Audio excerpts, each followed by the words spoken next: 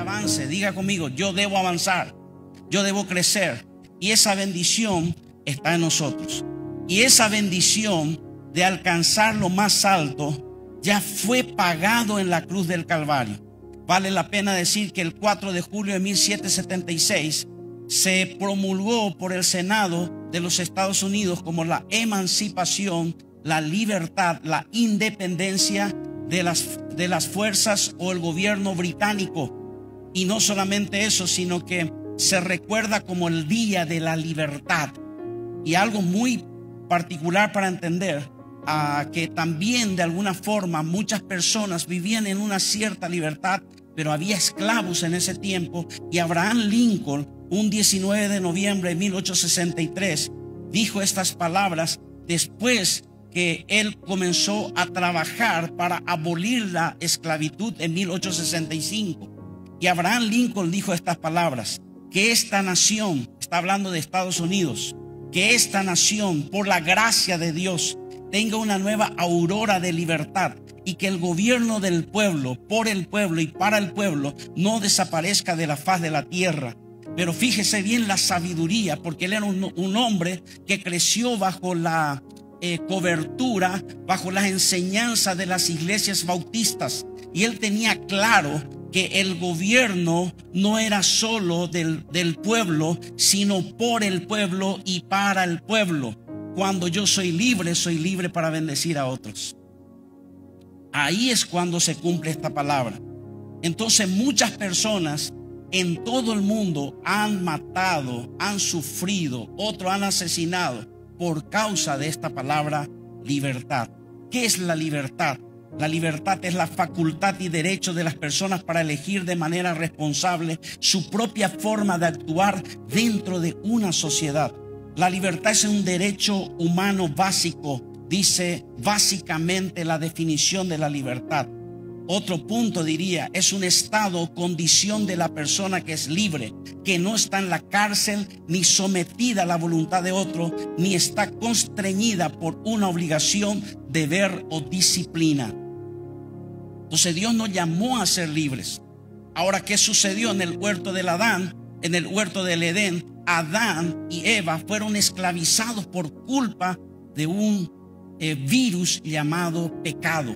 Este pecado le esclavizó. ¿Le esclavizó a qué? Le esclavizó a la muerte, le esclavizó a la enfermedad, le esclavizó al dolor, le esclavizó al trabajo sin tener frutos y un montón de cosas. Tenía que sacrificarse. Y entonces Dios prometió en Génesis 3:15, he aquí la simiente de la mujer, dice una promesa de que vendría un libertador.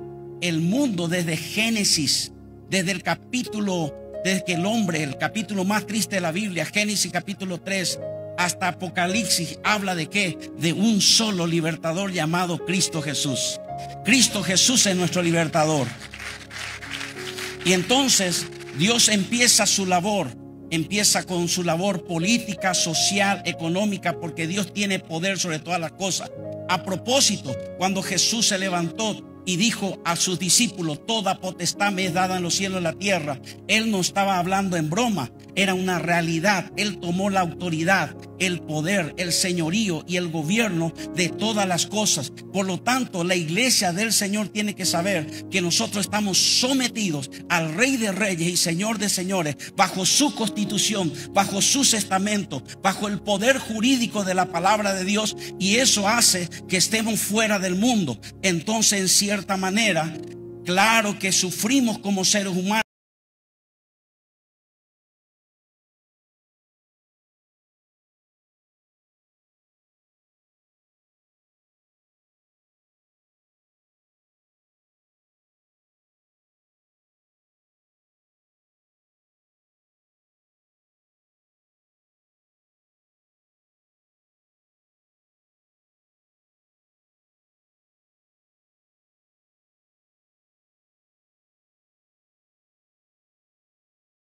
Y me dicen, pastor, lloraban amargamente, no sabemos qué hacer, pero ya no hay nada que hacer.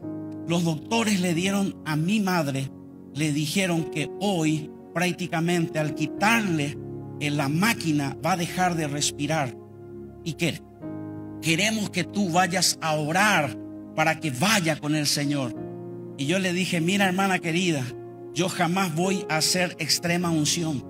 Yo voy a orar por las personas que están enfermas para que sean sanadas. Yo no voy a despedir a la gente. Claro que hago oración de fe, pero tampoco estoy diciendo de que cada vez que uno ora se tiene que romper esas cosas, pero sí entendemos. Y le dije, mira, quiero que entiendas algo. Les cité a ellos, y antes de entrar a orar por la señora, que estaba prendida una máquina, que solo por esa máquina respiraba, y le dijeron, vamos a desconectarla y va a quedar unos tiempos libres. Vamos a quitarle la sedación para que salga el tiempo de coma, para que ustedes puedan hablar y despedirse de su madre allí en la habitación de este hospital.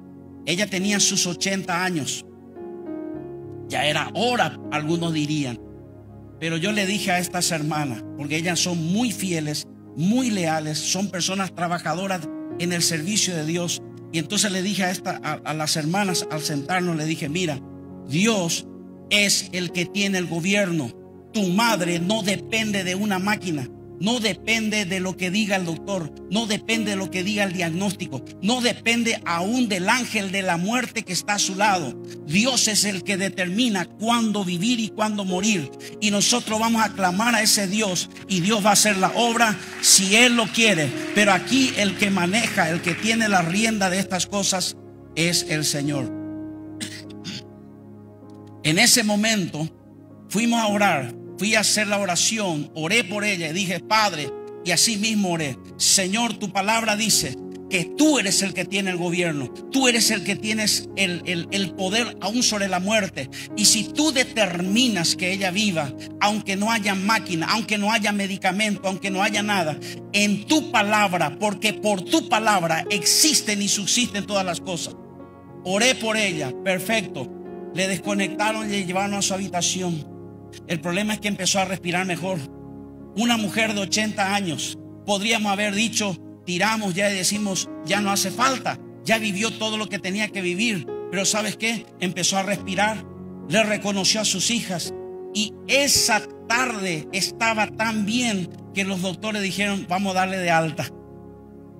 Y le dieron de alta. En esa semana ella comenzó a recuperar todas sus facultades, recordaba, conocía a las personas, se recordaba de las anécdotas, y fue un jolgorio su casa. Y ¿sabes qué? Estaba tan bien esta mujer de 80 años que le llamó a sus hijas y le dice, ustedes no se van a enojar conmigo si me vuelvo a casar. Parece que se sanó y de verdad, ¿verdad? 80 años, Dios le dio 6 años más de vida. Dios le extendió 6 años más de vida. Hace poco ella partió, pero le dio 6 años más, porque el que existe y el que subsiste y que hace vivir y el que hace morir es nuestro Señor Jesucristo. Y nosotros estamos en las manos más seguras del universo. La palabra dice que cuando se cumplió el plazo, Dios envió a su hijo, nacido de una mujer, para rescatar a los que estaban bajo la ley, a fin de que fuéramos adoptados como hijos. Así que ya no eres esclavo. Eso es que es buena noticia. Ya no eres esclavo, ya no eres esclavo, sino hijo. Y como eres hijo, no solo eres libre, sino heredero de todo. Qué tremendo es la palabra del Señor. Entonces usted puede cantar, no sé si hace tiempo se cantaba esta canción, dice, ya no soy un esclavo del temor, soy hijo de Dios. Así que con plena seguridad usted y yo podemos cantar esto. ¿Por qué? Porque la palabra dice en Juan 8:36, así que si el Hijo los libera, serán ustedes verdaderamente libres. Lo que es impresionante en Juan 8:32 es que dice, la verdad, conoceréis la verdad y la verdad te hará libre. La verdad no es una palabra, una definición, un concepto, no es algo. La verdad es una persona, la verdad es Cristo. La verdad tiene sustancia. La verdad tiene eternidad. Y dice, si esta verdad te hace libre, ya no tendrás que vivir esclavo. Lo que es impresionante es que en el japonés se leería de esta manera: mientras que tú no conozcas la verdad, vivirás atado por la mentira. Recuerde esto: mientras tú no conozcas la verdad, vivirás atado por la mentira. ¿Y cuál es el problema de la mentira? Eso es lo que el cristiano, nosotros tenemos que proclamar. Porque la palabra evangelio significa buenas noticias. la palabra evangelio se usaba para esto. Cuando un rey moría, entonces venía el agente del rey, el que decía que iba a haber un nuevo rey. Él se levantaba y proclamaba y decía: evangelio, evangelio, evangelio, buena noticia, buena noticia, buena noticia. Hay un nuevo rey. Evangelio, evangelio, evangelio. Hay un nuevo rey, porque nosotros vivimos bajo el sistema de Dios y no bajo el sistema del mundo. Aunque somos del mundo, no pertenecemos al mundo. Por eso es que nosotros somos libres y tenemos que volver a proclamar esta libertad. Después de 1865, cuando Abraham Lincoln firmó el decreto con la 13ª enmienda de la Constitución de los Estados Unidos, donde se declaraba la libertad de todos los esclavos, hubo una familia que encontraron después de 8 años. Estaban en un bosque todo lleno de familias que eran esclavos, y cuando llegaron a ese lugar, llegó un grupo de personas y ellos se levantaron en armas y dijeron: ya nunca más seremos esclavos. Y nosotros hemos jurado con nosotros, con nuestros compañeros, de que aquí nadie va a salir esclavo y vamos a morir aquí como libres, pero ya no vamos a ser esclavos. Y le dice el hombre: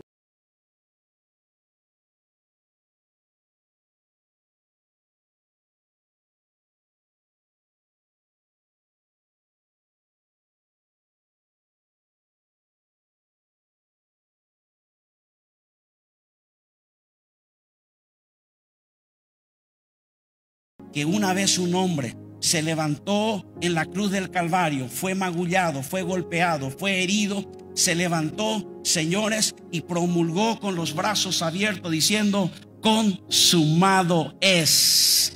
Entonces tenemos que entrar en esa libertad donde Cristo nos dio la libertad. Lo que es impresionante es que esta libertad, decía el pastor magistralmente, no es solo para nosotros.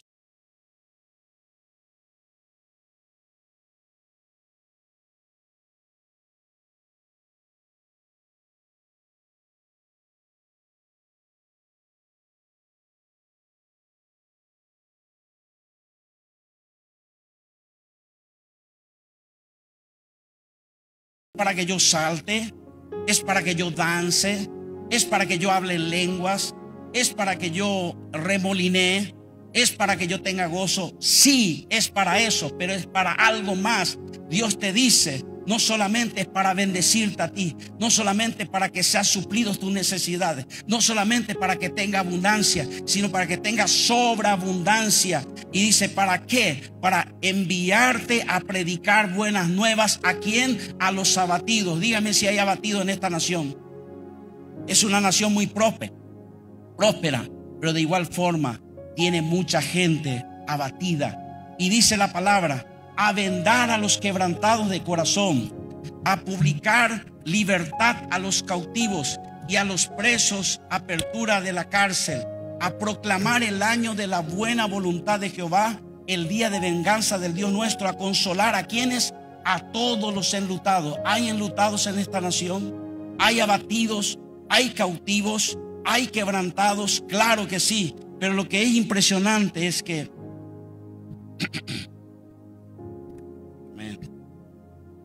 es tecnología avanzada aquí en Estados Unidos. En Paraguay bebemos agua así, ¿conoce el coco? Ese agarramos, limpiamos, ponemos agua allí, tomamos del cántaro. Y hay veces cuando corre el arroyo, ahí no tiramos, tomamos agua, así es. No digo nomás. Algunos ya están mirando, ya me están viendo cara de mono.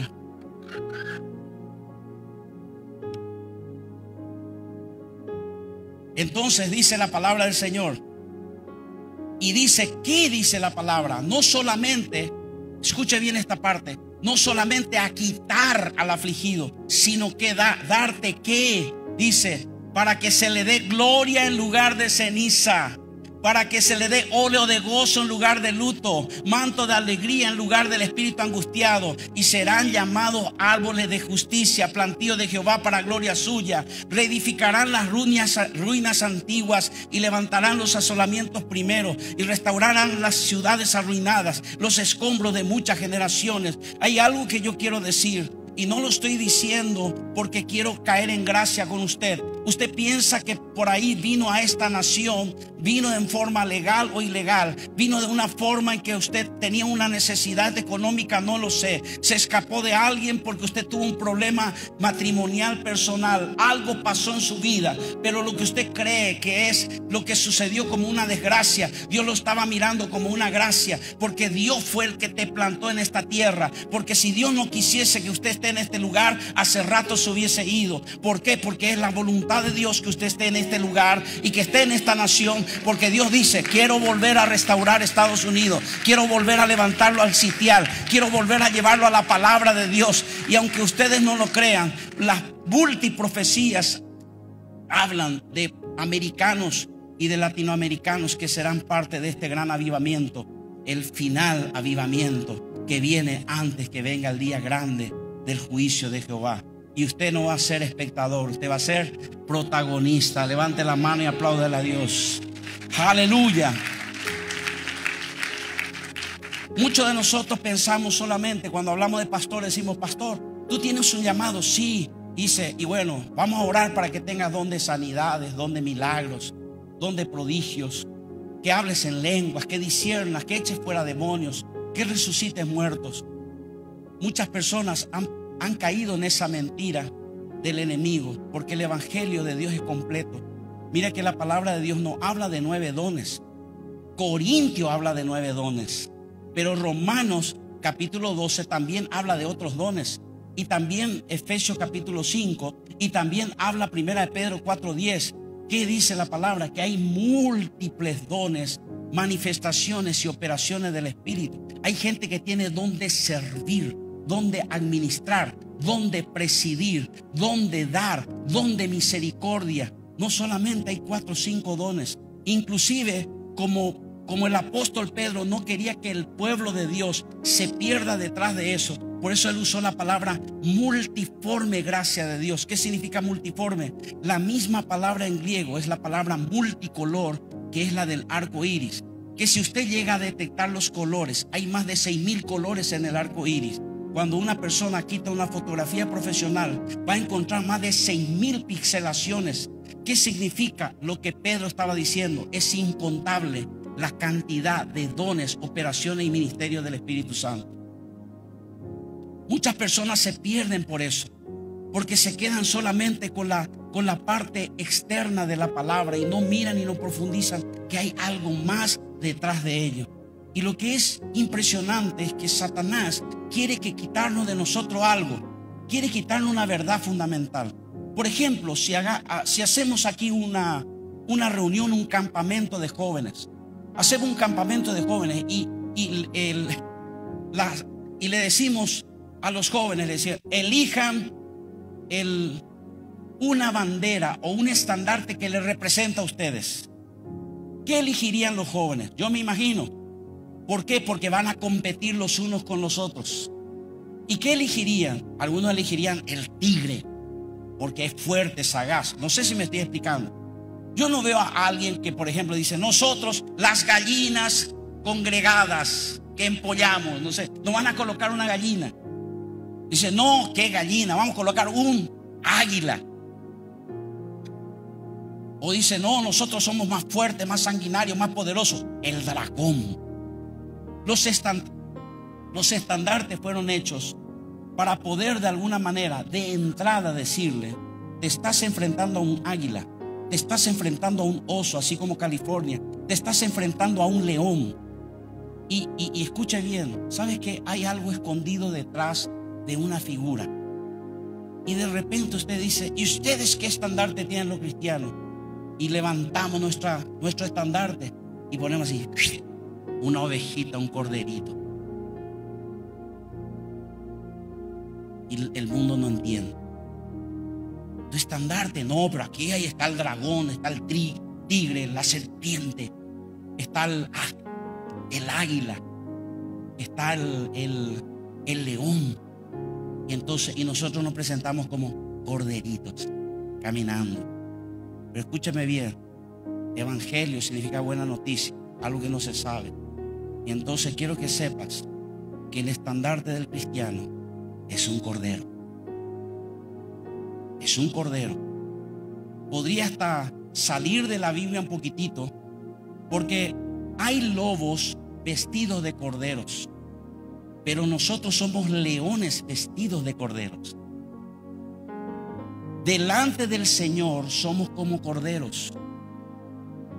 Una de las cosas que yo tengo en el ministerio, porque he ministrado más de 4.500 casos de liberación, sanidad interior, de todo lo que usted se imagina, personas que sacrificaron vida humana, y aún me envían hasta hoy día personas que traen de otras iglesias y de otras ciudades, aún de otros países, para que le ministre, porque dice, este está loco, no va a poder salir sano.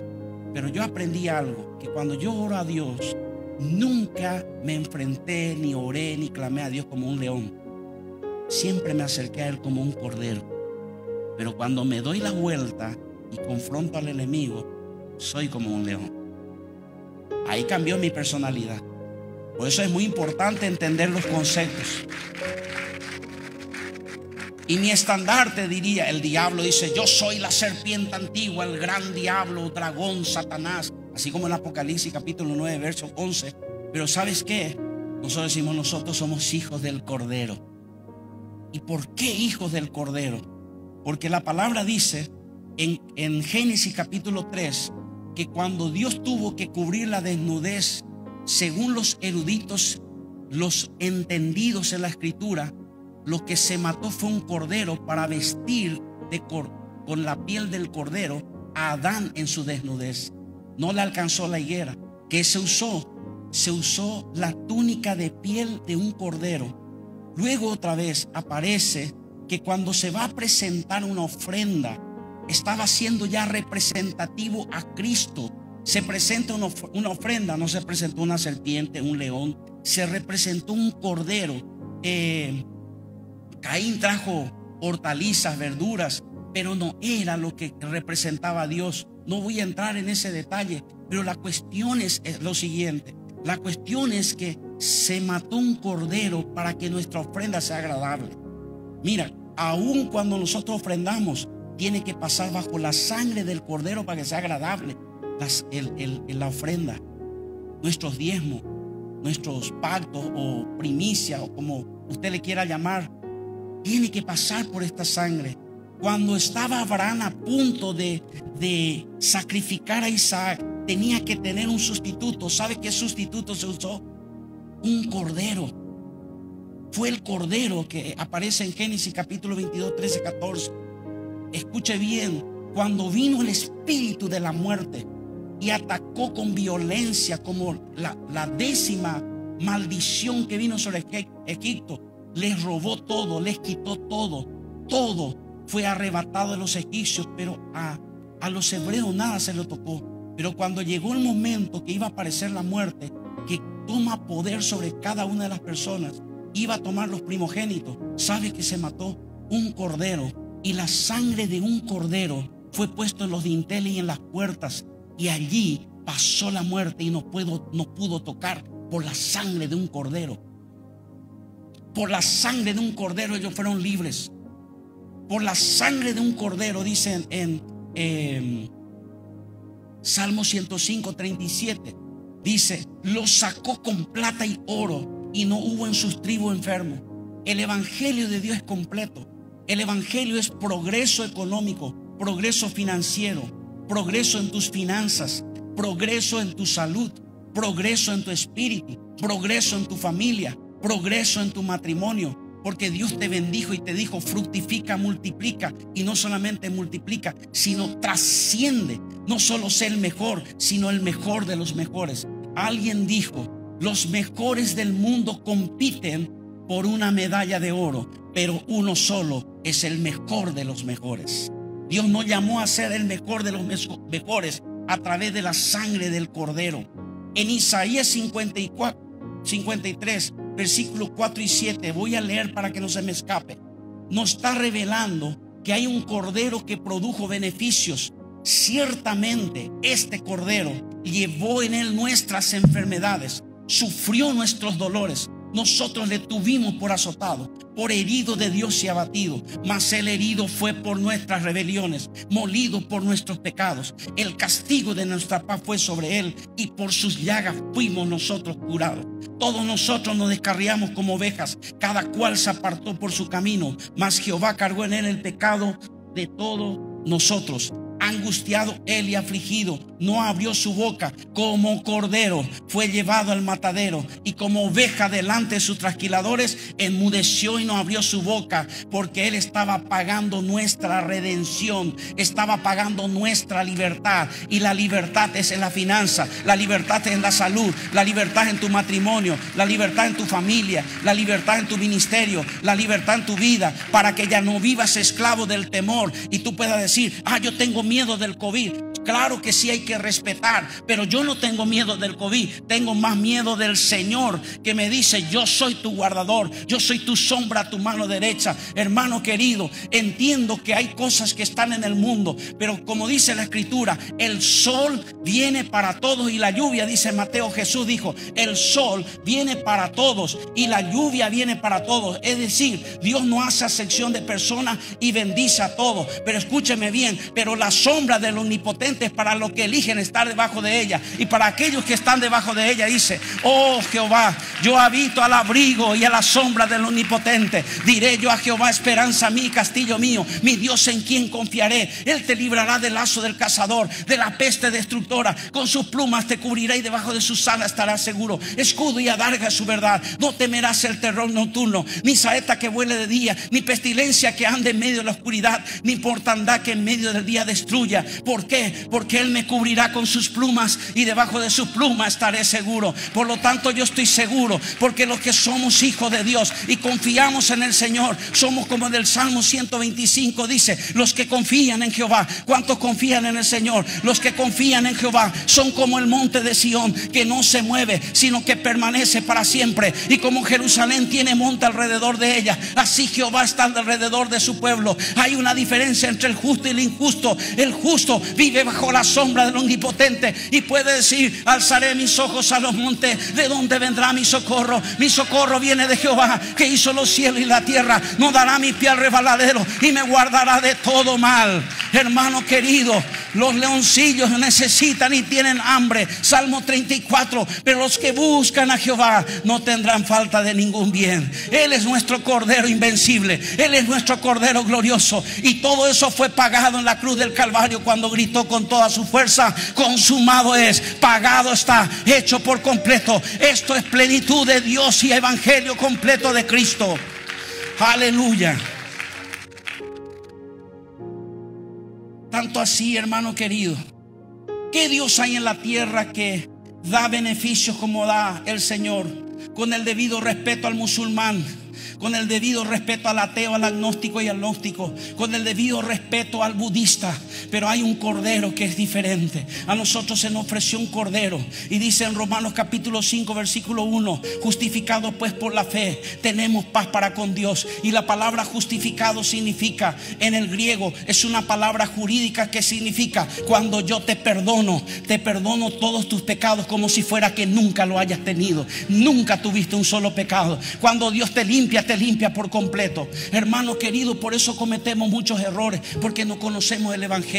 ¿Sabes que los pastores, los ministros, hacemos encuentros, campamentos, retiros espirituales para que usted vaya en ese campamento y los pastores le hablen desde la mañana hasta la noche para que diga: perdona hermano, bendice a tu enemigo? Pero sabes que aquel que conoce el evangelio no necesita entender eso, porque entiende, escúcheme bien, sabes que con todos los pecados que usted y yo cometimos, el Señor debería hacer sanidad interior para perdonarnos antes.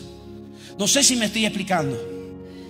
Dios tendría que hacer sanidad interior, liberación, y hacer también, comenzó a decir: Señor, no puedo, porque este fue un transgresor, un homicida, un inmundo, un sucio, me afectó, me denigró, me escupió. hizo todo contra mí, pero cuando tú vas al Señor, Dios te perdona todos tus pecados de una sola vez y en un solo instante. Por eso dice, perdona como Dios perdona nuestras vidas. ¿Entiendes? Muchas veces por eso fracasamos, porque no entendemos. El evangelio no es algo muchas veces para entender. El evangelio es para hacerlo. Usted sencillamente perdone, bendiga y ame. Yo fui, porque entendemos, los pastores van a entender esto, los ministros de Dios, nosotros somos heridos gratuitamente. Y lo peor de todo, que tenemos ese corderitos. Usted no puede decir nada. Es un inútil, pastor inútil, que esto, que aquello, atravesado. Ay, no te entiendo lo que tú quieres decir, fracasado. Y yo como corderito tengo que andar calladito. La gente puede decir todo de nosotros, pero ay de nosotros si decimos una palabra. Ay de nosotros. Pero también sepa, hermano, que muchas veces usted tiene que tener cuidado. No solamente tratar con los pastores, es el hermano. Porque este mismo hermano que está a tu lado fue lavado con la misma sangre que la tuya. Y cuando tú estás hablando mal de ese hermano, estás hablando mal del Señor. Y si hablas mal del Señor y quieres actuar mal contra el Señor, ese ya es otro tema. Ahí, si tú quieres tocarme a mí, no hay problema, porque tú estás queriendo tocar la niña de mis ojos. Y si este badulaque, este que viene acá, este que hace esto, sí, ese badulaque era un badulaque. Por eso dice, antes eran afeminados, antes eran ladrones, antes eran avariciosos, antes eran codiciosos, antes eran todo, dice, pero ahora ya habéis sido limpios por la sangre del Cordero, y ya no soy vuestro, porque fueron comprados por la sangre del Señor Jesús. Entonces estamos justificados por la fe. Voy cerrando. Dice en Hebreos capítulo 10 verso 19, dice que nosotros fuimos hechos ciudadanos legítimos con pasaporte directo. Quizás muchos de ustedes están buscando su pasaporte, su ciudadanía, están buscando, no sé, sus documentos para estar todo en regla. Y dice la palabra, el Señor también tiene su ciudadanía. Dice, tiene que estar tu documento en regla. ¿Y sabe cómo uno arregla su documento con el Señor? Así que, hermanos, teniendo libertad para entrar en el lugar santísimo por la sangre de Jesucristo. Fuimos libres por la sangre de Cristo. Hermanos queridos, un 4 de julio de 1776 se proclamó la emancipación y la libertad de los Estados Unidos, y viceversa, cada uno en nuestro país en diferentes tiempos, a cada uno le llegó un momento de libertad. Pero hermano querido, le digo algo. Si usted va, ¿cuántos de ustedes quieren explotar bombas hoy y petardos y fuegos artificiales? ¿Le gustaría hacer por la independencia? Perfecto. Entonces, ¿sabe qué sucede? Hermanos, nosotros, hoy usted va a salir, usted dice, yo no compro, pero soy el primero en salir afuera con tu silla y foto por todos lados, pero vos no compras. No sé si me estoy explicando. Hermano, cómprese unos fuegos artificiales. Diga, voy a aprovechar este 4 de julio. Diga, el Padre me liberó. Fui libre por la sangre del Cordero. El Espíritu Santo me hizo libre. Jesús me libertó. Gloria, hosana a las alturas. Bam, bam, bam, bam, bam. No sé si me estoy explicando. Pero ¿sabía usted que también hay un día especial que nosotros que conmemoramos nuestra libertad? Y cada santa cena de cada domingo deberíamos hacer fuegos artificiales. Y usted tendría que venir, estoy contento, estoy gozoso. Me liberó. Cuando Jesús dijo, porque yo recibí del Señor lo que también he enseñado, que el Señor Jesús, la noche que fue entregado y tomó pan, y habiendo dado gracia lo partió y dijo, tomad, comed, esto de mi cuerpo, que por vosotros es partido. Haced esto en memoria de mí. Recuerden esto.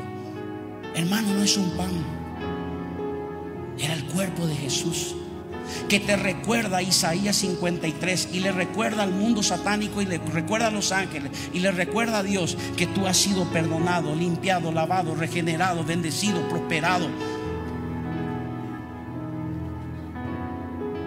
Y luego dice una palabra clave. Dice, tomó la copa y dijo, este es el símbolo del nuevo pacto. Escucha, ¿cómo? Nuevo pacto. Porque había un pacto en que Israel tenía que entrar y sacrificar que un cordero. Abraham sacrificó un cordero y a partir de allí pasó 1000 años. Escuchen bien, 1000 años pasó. Y durante 1000 años ellos buscaban un cordero que sea perfecto, capaz de perdonar a todo el pueblo de Israel de una vez para siempre. Escuche bien, porque solamente el día se llamaba de la expiación. El día en que Israel presentaba ese cordero, en ese día ellos eran lavados, purificados y nadie tenía pecado, nadie era inmundo ante los ojos de Dios, porque un cordero había pagado ese precio. Pero ¿qué sucedía? Eso era un domingo, estoy dando un ejemplo, o un sábado. Pero el domingo, el día lunes, todos iguales, porque eso solo cubría el pecado, pero no quitaba el pecado. Entonces los judíos comenzaron ellos a criar ovejas que puedan ser lo más perfecto posible. Y durante 1000 años buscaban un cordero perfecto que pueda ser sacrificado por el pecado, que no dure solo un solo día. Y empezaron a buscar, a buscar, a buscar. Y entonces ahí usted va a entender por qué Juan el Bautista usó esta palabra. Pero un día, llamémosle, no sé, año 30, por darle un nombre. En el año 30 de Cristo, de repente alguien se abre paso entre la multitud y empieza a caminar hacia el Jordán. Juan el Bautista, lleno del Espíritu Santo: señores, señores, lo que hemos buscado por 1000 años, señores, miren a ese hombre, miren, porque Él es el Cordero de Dios que quita el pecado de este mundo. Juan 1:29. Él es el Cordero. Él es el Cordero que será sacado. Él es el que va a quitar nuestras iniquidades. Él es el que va a transformar. Él es la garantía de nuestra sanidad. Es la garantía de nuestra prosperidad. Es la garantía de nuestra finanza. Es la garantía cuando vengan las pestes. Es la garantía cuando vengan las pruebas. Es la garantía de victoria, porque en Él nosotros seremos más que vencedores. Cuando Jesús le habló a los discípulos y a la gente, le estaba hablando en un idioma que ellos entendían, porque los eruditos ortodoxos, muchos eruditos ortodoxos que son cabalistas, que manejan los números, saben que Hasatán es literalmente 364. El nombre numérico de el adversario, el enemigo de Dios, es 364. Entonces los ortodoxos decían: ¿por qué no 365 días? Porque Satanás tiene gobierno por 364 días. Pero ellos decían: pero hay un día que el pueblo de Israel era intocable, el día que el Cordero era sacrificado por nosotros. Era un día clave, el día de la expiación. Pero cuando Jesús agarró, tomó la copa y dijo: les quiero hablar en mi idioma y les quiero hablar en su idioma. Esta sangre es el nuevo pacto, y a partir de ahora, no solo un día, porque yo soy esa sangre perfecta del Cordero inmolado, que es digno de recibir la gloria y la honra, y por esta sangre ustedes serán libres 365 días del año. Serán bendecidos todos los días, todos los días. Hermanos queridos, era tremendo el poder del Espíritu Santo. Déjeme terminar con esto. 600 leyes que proclamaban nuestra derrota. Un solo pecado y estamos excluidos de la gloria de Dios. Por eso es que Abraham y Adán y otros como Juan el Bautista, que ya estaba, Jesús ya murió, dijo: consumado es. Pero él tenía que darle la activación a través de su resurrección. Él entró, dice la palabra, escuchen, la palabra dice que Él descendió hasta los muertos, descendió hasta el infierno, y al lado del infierno estaba el paraíso. Fíjese en la parábola o sea, no era parábola, la historia real de Lázaro y rico. Y ahí estaban juntos, y de repente ahora todos ellos estaban esclavizados. Ellos no podían entrar al reino de Dios. ¿Por qué? Porque todavía no había un cordero perfecto. Pero de repente, un día 33, no sabemos el día exacto, un cordero dijo: consumado es. Y dice la palabra, descendió hasta la muerte, descendió hasta el Seol y se fue caminando. Y había una comitiva de ángeles y al mismo tiempo de demonios diciendo: te vamos a encarcelar en este lugar, porque la paga del pecado es muerte. Y de repente, en ese horizonte, Abraham se levanta y dice: yo conozco a ese hombre. Ese es el cordero pascual que murió por mi hijo Isaac. Y de repente Adán dice: con él yo hablaba todas las tardes en el paraíso. Fue la última vez que le vi. Ese es el mismo. Juan el Bautista se levantó y dijo: yo les dije que él es el cordero de Dios que quita el pecado del mundo.